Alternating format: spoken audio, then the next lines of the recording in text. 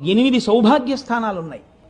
ఆ 8 సౌభాగ్య స్థానాల్ని పొరపాటున కూడా కాలుతో తొక్కడం కానీ, కాలు తగలడం కానీ, నోటితో నింద చేయడం కానీ, విమర్శించడం కానీ, తక్కువ చేసి మాట్లాడడం కానీ చేస్తే అటువంటి వారు ఉత్తర జన్మలయందు అమ్మవారి యొక్క అనుగ్రహాన్ని కోల్పోతారు. మొట్టమొదటిది తాడి చెట్టు, రెండవది చెరకు. అందుకే అమ్మవారి చెరుకు పట్టుకుంటుంది. చెరుకు ముక్కలు తీసుకొచ్చి అమ్మవారికి పెట్టినా వినాయకుడికి పెట్టినా పరమ ప్రీతి. కాబట్టి చెరుకుగడ, తాడి చెట్టు, రూపుమారిన పాలు అంటే జున్ను కానీ పెరుగు కానీ. నాలుగవది ఉప్పు. ఉప్పుని ఎన్నడూ నింద చేయడం కానీ ఉప్పుని తిట్టడం కానీ చేయకూడదు. నాలుగవది ఉప్పు. ఐదవది అనుములు.